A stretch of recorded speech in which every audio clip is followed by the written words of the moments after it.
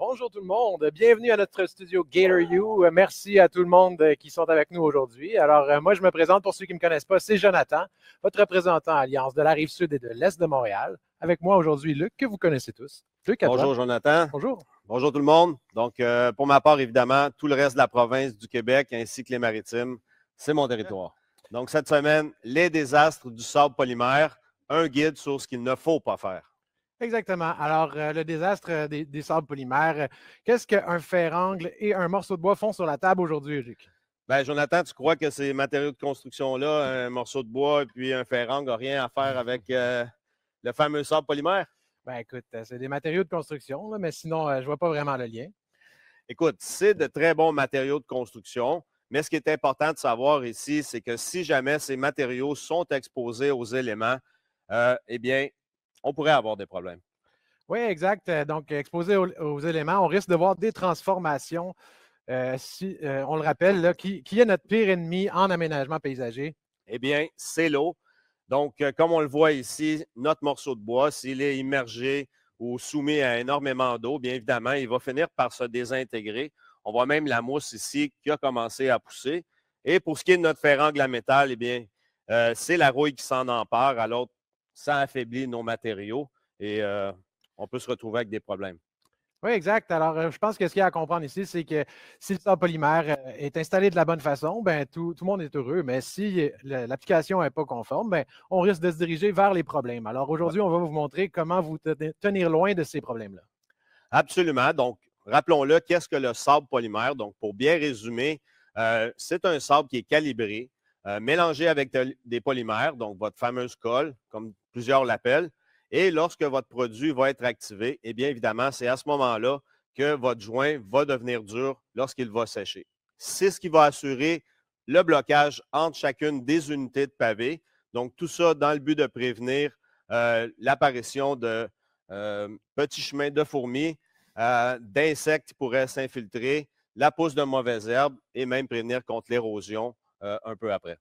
Exactement. Donc, sans plus tarder, on va aller voir qu'est-ce que vous pouvez faire de votre côté pour vous tenir loin des problèmes qui pourraient subvenir là, avec les matériaux. Oui, donc la première chose, si on y va avec les sables G2, c'est qu'après le premier arrosage, eh bien, notre sable va résister à une pluie après seulement 15 minutes. Est-ce que tu es d'accord avec ça? Oui, 15 minutes résistant à la pluie, c'est ce qu'on écrit sur nos sacs. Donc, par contre, 15 minutes résistant à la pluie, ça peut vouloir dire plusieurs choses, dépendamment de l'interprétation. Alors, qu'est-ce que nous, on veut dire, Luc, quand on dit résistant à la pluie en seulement 15 minutes? Bien, en fait, plusieurs pensent qu'après 15 minutes, notre sable va devenir dur. Ce n'est pas tout à fait comme ça que ça fonctionne.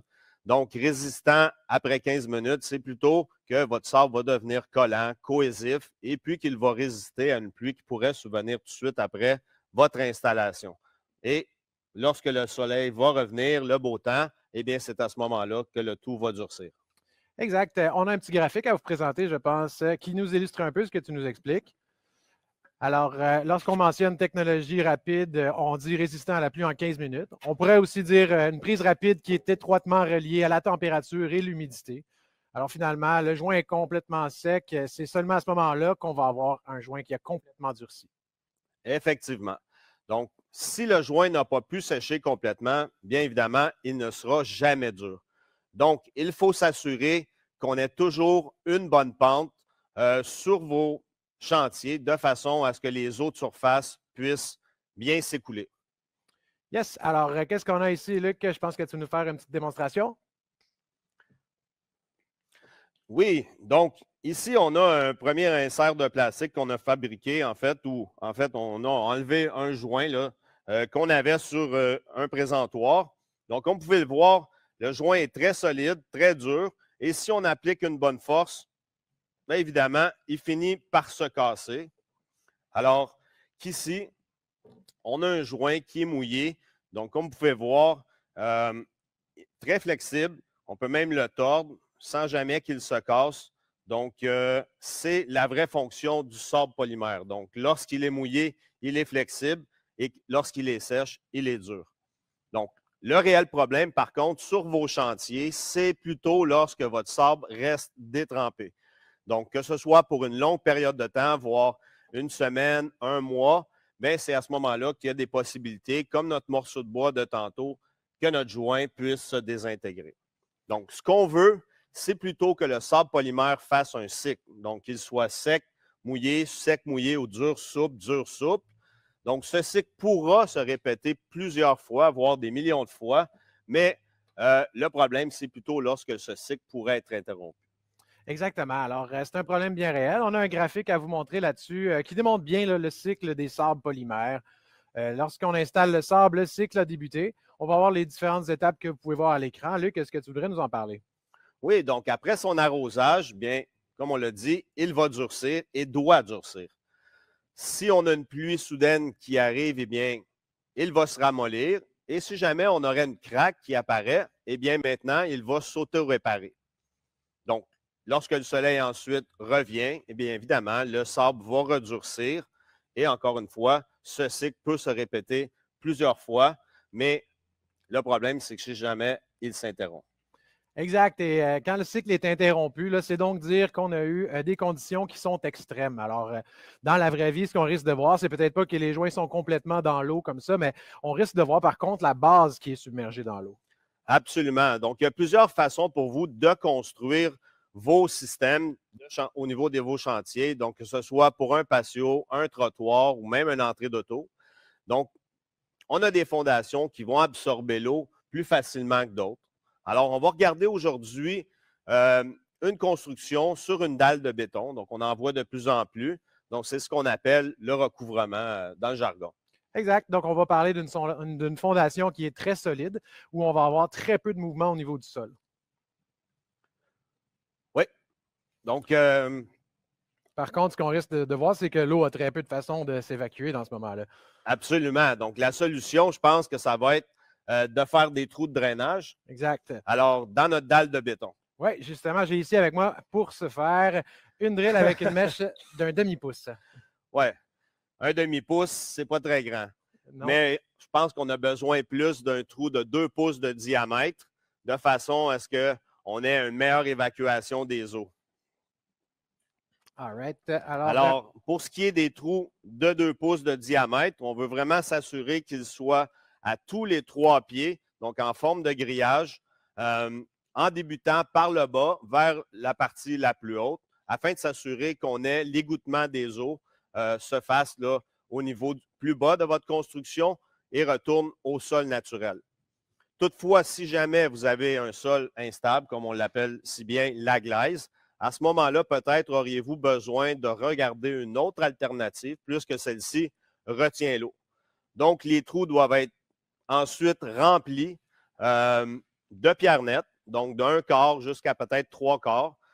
Et ensuite, vous venez mettre un géotextile à raison d'un morceau de peut-être 1 pied par 1 pied, par exemple notre GF 4.4 qui laisse très bien passer l'eau.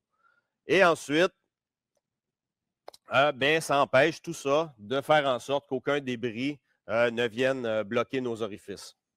Exactement. Donc, je serais surpris de voir la différence. Je ne sais pas si on peut avoir un plan de vue au-dessus de nous, de la différence donc d'un trou d'une demi vers le trou de 2 pouces qui est de l'autre côté ici. Voilà. Oui, donc, comme on le voit, le demi, le 2 pouces. Donc, on parle quand même d'une différence là, de 16 fois. Donc, c'est énorme. Donc, voici la fameuse machine que vous auriez dû utiliser. Donc, une vraie drill plus commerciale avec une bonne mèche là, de 2 pouces pour faire vos trous. Donc, la norme, c'est vraiment ça ici, de faire des trous de 2 pouces de diamètre. Donc, comme je l'ai dit, pour permettre au flot d'eau de bien fonctionner, ce qui élimine aussi l'eau qui pourrait rester dans votre sable polymère, c'est ce qu'on veut, puisqu'on va avoir une installation qui va redevenir sèche beaucoup plus vite. Puis également aussi, on va avoir moins d'efflorescence sur nos pavés. Oui, exact. Alors, le moins d'eau on a dans notre installation, le mieux c'est. Alors, moi, ce que je comprends ici, c'est qu'on a besoin de trous de grosseur suffisante et en quantité suffisante pour permettre d'égoutter notre surface pavée, tout simplement. Alors, on va passer, si tu veux bien, à une application pratique pour voir la performance là, du trou de 1,5 versus celui de 2 pouces.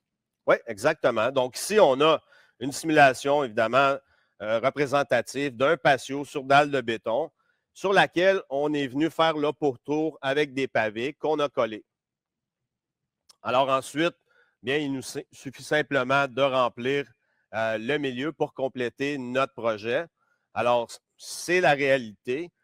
Dans notre prochaine formation, ce qu'on va avoir pour vous, c'est vous démontrer comment éliminer l'eau le long des bordures, parce que c'est une chose très importante. Mais aujourd'hui, on va vraiment se concentrer à vous démontrer là, avec ces trous comment que l'eau va s'évacuer versus un trou d'1,5 et de 2 pouces. Exact. Alors, si tu veux bien, on va construire notre petit patio. Allons-y. Et on va passer à l'étape des tests d'écoulement. Alors, on s'imagine que c'est un petit peu plus gros que ça, mais ça va faire. Et voilà. Si c'était aussi facile de faire des patios, ça irait sans même assez rapide. Exact, c'est fait. Donc, on l'a dit, on a un trou d'1,5, un trou de 2 pouces. Donc, il faut se rappeler ici que l'eau va avoir seulement à percoler à travers la hauteur de votre pavé. Par contre, si on serait sur un vrai chantier, bien évidemment, l'eau devrait passer à travers votre épaisseur de pavé, votre lit de pose et se rendre ensuite jusqu'au trou d'évacuation d'eau. Donc, c'est bien important là, qu'on ait une bonne pente ici pour permettre cette évacuation-là. Exact. Alors, si on passe au petit test d'arrosage. Oui, donc allons-y tranquillement. Donc, si on met un peu d'eau, on va voir qu'est-ce qui se passe. Donc, assez rapidement, on voit que l'eau reste en surface du joint, est très longue à percoler vers le fond. Alors, c'est assez lent. C'est très lent. Si on passe, par exemple, à celui de 2 pouces. Oui, allons-y. Donc, on voit que l'eau percole très rapidement. Bon, évidemment, comme on l'a dit, on n'a pas de matériel de lit de pose en dessous. C'est ce qui fait la différence. Oui, effectivement, ça s'assèche beaucoup plus vite et puis on voit que l'eau ne s'accumule pas là, dans les tours de notre pavé, l'endroit où se trouverait là, notre sable polymère. Donc, on aurait un assèchement beaucoup plus rapide. Et tout ça est encore bien mieux que, évidemment, si on n'avait aucun trou de drainage, bien là, on aurait sérieusement un problème. Absolument. Donc, assurez-vous toujours d'avoir un trou à tous les 3 pieds en forme de grille, de façon à ce que votre écoulement là, se fasse de la bonne façon. Exact. Alors, on a une question ici par rapport à ça. Pourquoi ne pas faire les orifices seulement dans le bas de la pente de mon projet? Bien, écoute, si on avait des patios, qui sont aussi petits que ça, OK. Mais dans la réalité, c'est que on veut que l'eau s'écoule bien. Donc, il ne faut pas oublier que l'eau va d'abord, je l'ai dit tantôt, avoir à traverser la hauteur de votre pavé, ensuite le lit de pose avant de se rendre vers votre trou d'évacuation d'eau. Et ceci, à travers la roche ou le sable à compaction, bien évidemment, ça ralentit notre flot d'eau. Alors, pour maximiser ces efforts, bien, on a besoin, comme je l'ai dit tantôt, d'une bonne pente, toujours d'un minimum de 2 pour s'assurer que le tout fonctionne bien. Au cours des années, on l'a vu plusieurs fois, en tout cas pour ma part, aucun trou dans une dalle de béton. Donc, qu'est-ce qui se passe? On se retrouve avec de l'eau emprisonnée entre nos pavés et notre dalle de béton. Et c'est là qu'on a des problèmes au niveau du sable polymère, bien évidemment. Évidemment. Donc, assurez-vous, s'il vous plaît, de bien suivre ces recommandations-là. Je sais qu'il y en a qui le font, mais il y en a beaucoup, malheureusement, qui ne le font pas. Alors, soyez attentifs là-dessus. Yes, alors, si tu veux bien, on va passer à des constructions sur recouvrement, à d'autres possibilités de matériaux là, qui pourraient nous poser des problèmes. Oui, absolument, très bien dit. Donc, je pense que tout le monde va savoir où on s'en va avec ça, mais c'est la fameuse poussière de pierre. Comme on l'a dit plusieurs fois l'an dernier, on le répète encore parce que c'est vraiment très important. C'est un rejet de carrière. Oui, ce n'est pas dispendieux à l'achat, mais par contre, ça devient très coûteux lorsque vous avez un problème au niveau de votre installation, par exemple, de sable polymère et voire peut-être plus. Donc, la poussière de pierre retient énormément l'humidité dû au fait qu'il y a énormément de poussière dans le matériel et ça l'agit en fait comme une éponge. Exact.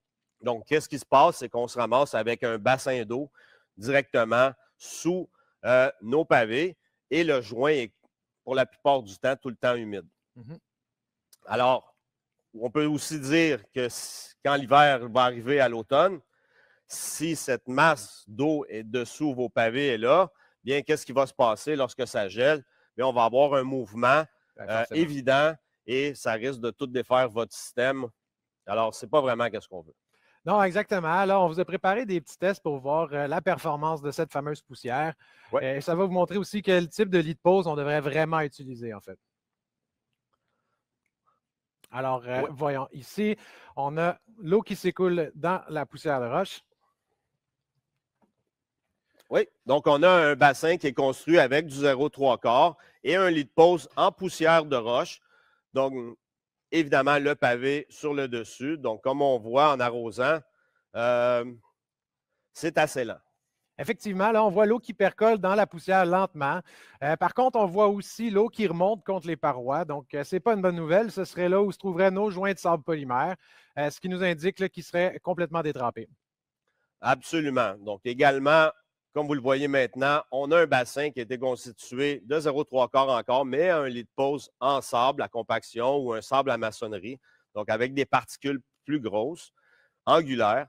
Donc, on n'a pas de poussière dans ce type de matériel-là. Et comme vous le voyez, l'eau percole beaucoup plus rapidement. Oui, effectivement. Alors, comme on peut le voir, là, la performance au niveau du sable est beaucoup meilleure. Alors, l'eau descend rapidement. Ça nous permet une bonne irrigation du système. Et même si on a une accumulation, bien, celle-ci disparaît très rapidement. Alors, c'est ce qu'on veut. Ça nous offre donc deux façons de dissiper rapidement l'eau, soit le lit de pose et notre fondation d'agrégat.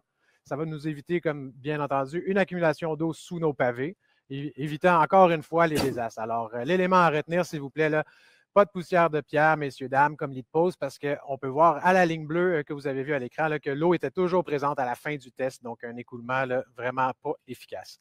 Non, ça retient énormément d'eau, puis c'est très, très lent avant que ça puisse percoler vers le fond, puis c'est pas ça qu'on veut. Non, effectivement. Donc, encore une fois, on le répète, quel est votre pire ennemi en aménagement? Bien, c'est vraiment l'eau. Oui. Donc, maintenant, on va y aller avec une présentation au niveau de la bonne compaction de vos joints de sable polymère. Donc, c'est un des plus communs au niveau des désastres qu'on peut voir sur vos chantiers. Alors, si vous ne compactez pas bien, très assurément, vous allez avoir un problème. Effectivement. Écoute, je ne sais pas trop où tu t'en vas avec ça, mais je suis bien curieux d'en savoir plus. Bien, écoute, ici, on peut présumer que ces morceaux de béton sont nos pavés et qu'au milieu, bien, en fait, c'est nos particules de sable polymère. Donc, ici, ça représente un joint qui a été compacté, consolidé. Donc, toutes les particules de sable se touchent. Donc, moins d'espace libre entre chacun pour que l'eau puisse passer. Donc, un matériel beaucoup plus dense, beaucoup plus compact. C'est ce qu'on veut. Donc, ça élimine évidemment les problèmes au niveau du sable. Oui, OK, je comprends. Puis ça veut dire que de ce côté-là, dans ce cas-là, on aurait comme un contracteur qui a tout simplement balayé le sable dans les joints, il a arrosé et il a collecté son chèque. Et oui, c'est très bien dit. Tristement, on voit encore énormément de ce type d'application et ce n'est pas ce qu'on veut. Il y a énormément d'espace vide, on le voit. Donc, c'est un matériel qui est très lousse. Donc, aucune force. L'eau peut pénétrer très rapidement dans ce genre de système-là. Donc, évidemment, on court au désastre. Puis, en plus, ça vient pas faire en sorte que votre système soit bien bloqué. Donc, le sable polymère, son rôle premier, c'est faire un blocage au niveau de vos unités de pavé. Mais dans ces cas-ci, évidemment, ça ne fonctionne pas. Puis, c'est un joint qui n'a aucune résistance. On parle de pratiquement un coup de vent et puis le joint va se défaire. Alors, si on y va au niveau d'une simulation de compaction, on va regarder qu'est-ce qui se passe au niveau des particules. Alors, on voit tout de suite un gros problème. Là. On a un affaissement majeur de notre produit. Je te dirais même environ 50 plus bas. On a un petit graphique, je pense, à vous présenter qui nous explique l'impact d'une bonne compaction. Alors, on le voit à l'écran. Oui. Donc, voilà ce qui se passe. C'est pourquoi vous devez absolument compacter le pavé et le sable. La raison est simple, c'est que s'il vous manque 50 du sable dans vos joints, ça veut dire quoi? Ça veut dire que c'est 50 moins dense, 50 moins fort. Donc, si vous ne compactez pas vos joints, bien évidemment, il va être très faible et, on l'a dit tantôt, le blocage au niveau des unités ne fonctionnera pas. Donc, c'est un échec assuré. Donc, l'eau aussi peut pénétrer très rapidement et même aller voir endommager non seulement vos joints, mais aussi votre sous-fondation et voire même votre fondation. Oui, alors on a une question ici. On me dit, j'utilise de plus en plus de grands pavés et on me dit de ne pas les compacter. Alors, qu'est-ce que je dois faire? Oui, bien en fait, tous les joints doivent être compactés. Il y a plusieurs façons, Jonathan, comme tu le sais, de le faire. Donc, que ce soit avec un pilon, un massue en caoutchouc avec un bout de bois, une plaque vibrante et la plaque à rouleau qui est de plus en plus populaire là, sur nos chantiers et même qu'on utilise très régulièrement Oui, puisqu'on en a pour vous lorsqu'on se déplace. Alors, à ce que je sache, il n'y a pas grand possibilité de pouvoir briser ces fameux pavés avec l'utilisation d'une plaque à rouleau, puisque l'impact est beaucoup plus doux. oui, Donc, la vibration se fait tranquillement versus une plaque vibrante normale où est-ce qu'il y a des impacts beaucoup plus forts. exact. Donc, ça permet de bien consolider vos joints et de faire en sorte qu'on élimine la possibilité d'un échec. Oui, exactement. Alors, on va aller voir un autre aspect des sables polymères. On a parlé de matériaux, d'installation, de compaction. Alors, celui qu'on voit également sur une base régulière, là, c'est les joints qui ont été trop remplis. Et oui, malheureusement, une autre histoire qu'on voit très souvent, c'est les joints de sable qui sont vraiment remplis complètement à ras-bord. Tant qu'à moi, c'est vraiment une très mauvaise idée. Puis en plus, bien franchement, c'est pas très joli. Non, effectivement, ce n'est pas le plus joli des finis, mais ce serait une des seules fois, là, je vous dirais, en tant que vendeur, que je vous dirais d'utiliser moins de sable polymère. Alors, on ne veut surtout pas d'un joint qui a été trop rempli. Exactement. Donc, un joint trop plein, comme on peut voir ici, bien, qu'est-ce qui va se passer lorsqu'il va être mouillé? Comme tous, vous le savez, le sable mouillé va prendre de l'expansion. Alors, si on parle d'une entrée, eh bien, évidemment, qu'est-ce qui va se passer? Dès qu'il y a un roulement sur la surface, bien, vous allez effriter votre joint. Puis c'est la même chose si c'est un endroit piétonnier, bien, les bottes ou les chaussures vont rentrer en contact, puis tranquillement, vous allez abîmer vos joints. Donc, ce n'est pas ce qu'on veut. Donc, on doit respecter les installations à faire lorsqu'on fait ça, mais trop les remplir, ce n'est pas une bonne idée. Non, c'est jamais une bonne idée. Puis, on a un petit guide pour vous si vous voulez, dans le fond, une ligne directrice là, pour l'installation du sable. On devrait toujours être 1,8 en dessous de la surface des pavés ou en dessous de la surface du chanfrein s'il y en a un. Donc, ce serait une bonne façon de vous enligner si vous ne savez pas trop quelle hauteur finir votre sable. Oui, très, très important. Donc, un autre aspect aussi, si on regarde la photo qu'on peut voir à l'écran, vous voyez encore une fois le joint non seulement est trop rempli dans le haut, donc c'est ce qui fait qu'il y a eu un craquelage qui s'est produit, mais si on regarde plus dans le bas, on voit qu'il s'est évidé. Donc, c'est vraiment ça un signe lorsqu'on arrive sur vos chantiers pour une plainte de sable qu'il y a eu un manque de compaction. Oui, exactement. Ensuite de ça, qu'est-ce qu'on pourrait parler? Bien, il y a un autre aspect qui est assez évident, c'est l'arrosage donc, du Ouais. sable polymère. C'est Donc, un aspect extrêmement important, évidemment. Et puis, je ne vous parle pas là, des pluies qui vont suivre votre installation, mais bien de l'arrosage à l'installation de votre sable. Donc, c'est vrai de dire qu'il y a eu une évolution dans les sables polymères depuis la première génération, là, qui était de 3 arrosages, versus les sables G2 aujourd'hui qui sont d'un seul arrosage. absolument. Mais même avec les G2, le problème majeur qu'on retrouve sur les chantiers, c'est plutôt le manque d'eau et non le trop Oui. d'eau lors de l'arrosage pour l'activation. Donc, on va vous démontrer comment bien arroser et s'il vous plaît, suivre ces instructions. Donc, si on arrose très peu, qu'est-ce qui va se passer? Bien, c'est que vous allez avoir une goutte très mince. Donc, si on l'ajoute simplement un peu, bien, qu'est-ce qui va arriver si jamais on revient pour en remettre encore un peu? Bien, l'eau risque de rester en surface Oui, et de ne pas pénétrer. exact. Donc, lorsqu'on arrose légèrement, on peut y aller ici. Donc, qu'est-ce qu'on voit? C'est que l'eau percole en surface. Donc, on voit un changement de couleur. Là. Je ne sais pas si Je ne on sais peut pas si avoir vous le un angle voyez ici, bien. comme ça, peut-être. Peut-être en mettre encore une petite affaire de plus. Donc, qu'est-ce qu'on voit? C'est que la partie qui est humide, si on n'en met pas beaucoup, ben c'est vraiment la partie qui va donner votre joint final. Donc, si on parle d'un 8, un quart ou peu importe, aussi mince que ça, ben ça va être le résultat final au niveau de votre croûte. Donc, en fait, ce n'est pas vraiment qu'est-ce qu'on veut. on va avoir aucune force avec ce genre d'installation. Non, effectivement, on va perdre beaucoup de force à ce niveau-là. Et puis, on a un collage de photos, par exemple, qui va vous démontrer très bien ce qui pourrait arriver en activant seulement une mince couche sur votre sable. Donc, avec une mince couche et avec la pression hydrostatique, on va avoir des résultats comme vous pouvez le voir à l'écran. Alors, c'est pas joli. Le sable se défait en morceaux ou au complet. Donc, on peut voir aussi, aujourd'hui, on va vous montrer la façon, si vous voulez bien, d'arroser votre sable. Oui. Donc, on y va ici. Donc, on doit toujours arroser le sable de façon à s'assurer qu'on ait amplement d'eau. Donc, vraiment s'assurer que l'eau va pénétrer le plus profondément possible. Et c'est encore plus vrai avec le sable G2, puisqu'il est à prise rapide. Donc, il faut vraiment donner de l'eau amplement, là, et il n'y a pas grand danger que vous n'en donniez trop. Non, exactement. Il est difficile à trop arroser ce sable-là. Là, si vous voulez, une règle générale, on dit d'arroser le sable G2 30 secondes par 30 pieds carrés. Oui, exact. Donc, tu le dis bien, c'est la règle générale. Ouais. Moi, j'aime bien dire jusqu'à saturation des joints. Donc, si on avait évidemment des joints plus larges, par exemple, on pourrait aller jusqu'à peut-être 60 secondes par 30 pieds carrés. Mm-hmm. Donc, de dire que prenez votre section dans le bas de votre pente, arrosez-la jusqu'à saturation de vos joints.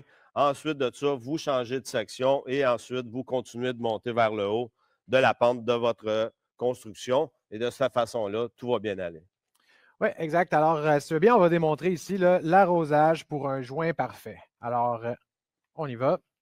Oui, donc on y va. On met beaucoup d'eau, ça n'en prend et c'est ce qu'on veut. On voit déjà là, la petite partie foncée qui devient de plus en plus épaisse. Oui, donc comme vous le voyez, ça en prend beaucoup plus. La pénétration se fait très bien et très rapidement. Donc, on a la partie du sable détrempé qui y va tranquillement. Ça en prend beaucoup. Comme vous voyez, il ne faut pas avoir peur de mettre de l'eau. C'est une longue période. Là. On voit très bien ici que la quantité d'eau est beaucoup plus grande que celle que tu as utilisée au début. Alors, c'est important de comprendre qu'il n'y aura pas aussi d'arrêt entre les arrosages. Alors, ça doit être fait en continu, là, vu la prise rapide de ce sable-là. Oui. Alors, on a presque couvert tous les cas de désastre. Mais Luc, dis-moi, qu'est-ce qui cause ces effets de gonflement-là qu'on voit des fois sur le sable? Oui, bien, le gonflement, en fait, il y en a beaucoup qui veulent aller percer ces fameuses bulles-là. Tu me demanderas peut-être d'où viennent les bulles. Bien, en fait, pour la majorité du temps, c'est une couche qui a été activée, comme on a fait tantôt, très rapidement et qui pourrait avoir été suivie d'une pluie ou d'un autre arrosage. Donc, des gens qui veulent faire à l'ancienne et revenir arroser une surface déjà faite.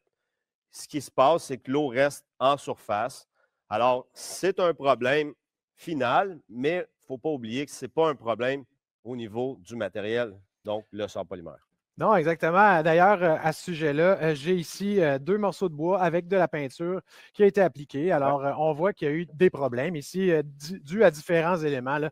Ce serait possiblement de l'eau, de la chaleur sur le bois lors de l'application de la peinture ou autre. Donc, ça va créer un effet de délamination de la peinture sur le bois. Et puis, ça, ce n'est pas relié à la peinture, mais bien à un problème à l'application. Donc, la même chose est vraie là, pour le sable polymère. Dans un cas comme ça, est-ce qu'on devrait, tu penses, contacter le représentant de peinture? Qu'est-ce que tu en penses? Bien, je ne pense pas que ce serait une bonne idée. Alors, si vous voulez savoir ce qui s'est passé ici, il y a eu de l'huile sur le bois qui n'a pas été nettoyée avant d'appliquer notre peinture. Donc, c'est vraiment un problème au niveau de l'application. La peinture n'y est pour rien. Absolument. Absolument. Alors, on a une question ici. On demande quel est le facteur temps lorsqu'on dit que le sable a complètement durci? Bien, le temps n'est pas un facteur comme pour le béton, comme vous le savez tous, de 28 jours. Le sable a besoin de sécher. Donc, ça peut prendre peut-être de 5 à 6 heures, là, une belle journée ensoleillée d'environ 30 degrés. Mais ça pourrait prendre jusqu'à peut-être 2 semaines pour les endroits trop humides ou où il n'y a pas beaucoup de soleil. Alors, il ne faut pas s'en faire avec ça. Donc, ça varie selon les conditions climatiques que vous avez entre les mains. La seule chose que je peux vous dire, c'est laissez-le sécher. Des fois, il y en a qui prennent panique un petit peu et puis qui nous appellent rapidement, mais c'est normal. C'est normal. Prochaine question. Alors, on demande, j'ai fait des trous dans ma dalle de béton et maintenant, je les remplis avec quoi? Bien, écoutez, on le répète, comme on l'a dit tantôt, L'important, c'est de remplir vos trous de 2 pouces de diamètre avec de la pierre nette. Donc, de grandeur variable entre 1/4 et peut-être même jusqu'à du 3/4. Et ensuite, assurez-vous de couvrir le tout avec un morceau de géotextile qui laisse très bien passer l'eau. Alors, que ce soit un morceau d'un pied par-dessus votre trou, vous pouvez couvrir votre dalle si jamais c'est plus facile. Tout ça dans le but de prévenir qu'il y ait des débris ou votre lit de pose qui s'en est bloqué, là, votre orifice. Puis à ce moment-là, on viendra endommager la performance du système. Oui, effectivement. Ensuite, on dit j'ai peur de mettre trop d'eau sur les pavés parce qu'il se crée de la mousse blanche et j'ai peur que ça tache mes pavés. Absolument. C'est une question qu'on entend très régulièrement. Ouais. Donc, vous verrez cet effet de mousse-là, disons, au niveau des G2. Anciennement, on disait que c'était un signe pour vous d'arrêter d'arroser. Pour ce qui est des G2, ce n'est pas un signe. Cette mousse-là est créée, en fait, par un beau mot scientifique qu'on appelle le surfactant. Donc, qu'est-ce qu'un surfactant? C'est un produit chimique qui est mis à l'intérieur de notre mélange et qui permet à l'air de se retirer, donc à l'eau de descendre vers le bas de votre joint. Et cette réaction fait en sorte que vous avez des bulles. Donc, c'est ce qui crée cette fameuse mousse-là. Mais ne prenez pas panique, s'il vous plaît. Lorsque votre produit va commencer à sécher, lorsque le beau temps revient, bien, il n'y a aucune chance que ça vous laisse, comme tout le monde pourrait le dire, une tache. Donc, il n'y a pas de problème à ce niveau-là du tout. Non, il n'y aura pas de problème. Pendant qu'on parle du look des pavés, j'aurais une petite question pour toi. Oui. Est-ce que tu crois qu'ici, on a de l'efflorescence ou un voile blanchâtre? Écoute, moi, je te dirais qu'on a plutôt de l'efflorescence, bien qu'il y en a d'autres qui diraient que c'est un voile blanchâtre. Rappelons-le, dans le début des sables polymères, il y avait beaucoup plus de possibilités d'obtenir ce fameux voile si jamais toutes les étapes d'installation n'étaient pas suivies. Donc, on pouvait obtenir ce voile-là. Par contre, un autre élément à prendre en compte, c'est lorsque les pavés sont fraîchement installés. Donc, spécialement ces années-ci, depuis le début de notre magnifique COVID, bien évidemment, nos manufacturiers relâchent le matériel très rapidement vers vos chantiers. Donc, lorsque vous faites l'installation du sable polymère, évidemment, vous avez besoin de beaucoup d'eau et à ce moment-là, vous pouvez faire en sorte que l'efflorescence apparaisse sur vos pavés. Donc, ce n'est pas vraiment un problème au niveau du sable, mais c'est plutôt l'efflorescence qui est un processus naturel, rappelons-le, qui peut apparaître sur vos surfaces. Donc, c'est tout à fait normal, il n'y a pas de problème. Pour ce qui est des nouvelles générations, comme on l'a parlé aujourd'hui avec les sables G2, bien évidemment, c'est une chose du passé au niveau de la possibilité qu'un voile puisse apparaître. Donc, dans les deux cas, que ce soit une efflorescence qui apparaisse à l'installation de votre sable ou un voile blanchâtre. Un voile, bien, c'est très facile de les enlever avec notre nettoyeur d'efflorescence. La seule chose que je pourrais vous dire, c'est qu'on a une installation neuve. Alors, allez-y doucement au niveau du temps d'application ou peut-être le mélange, vous pouvez même l'adoucir. Oui, exactement. Un autre phénomène qu'on pourrait croiser aussi, mais peut-être pas aussi souvent, ce serait le craquelage qui peut se créer au niveau du sable polymère. Oui, le craquelage, en fait, c'est majoritairement dû à un mouvement de vos unités de pavé. Alors, lorsque vos unités commencent à se déplacer, bien évidemment, on va avoir un effet visuel du craquelage. Si le mouvement se perpétue, bien, on va avoir l'impression là, que notre sable ne s'ajuste plus, ce qui est totalement normal. Donc, ça devient l'évidence que c'est vraiment un déplacement de pavé. Donc, comme on pourrait peut-être le voir, là, si jamais il y aurait un mouvement de vos pavés, bien évidemment, il finit par se décoller de vos unités, ce qui est normal. Le sable polymère a une bonne flexibilité, mais ça a quand même ses limites. Oui, effectivement. Donc, si on retourne à l'image au niveau du craquelage, eh bien, on voit très bien ici là, que les pavés se sont déplacés. Donc, ce qui a créé le fameux craquelage du sable. Donc, ceci peut être différent, dû à différents scénarios, en fait. Donc, le plus commun, je pense, c'est une défaillance au niveau de vos bordures. Il y a aussi au niveau de la fondation, on peut parler d'un manque de compaction ou d'une fondation qui ne dépasse pas votre dernier rang de pavé comme il se doit. Donc, normalement, pour tout ce qui est piétonnier, on demande 6 pouces d'extra. Pour ce qui est d'une entrée d'auto, de 12 pouces. Alors, s'il vous plaît, respectez ça. On en voit encore trop souvent. Et il y aurait aussi la possibilité que ce soit, bien malheureusement, l'utilisation de la fameuse poussière de pierre. Donc, et j'en passe. Il pourrait en avoir bien d'autres, mais c'est ce qu'on voit le plus C'est ceux qu'on souvent. voit, oui, effectivement. C'est ceux qu'on croise le plus.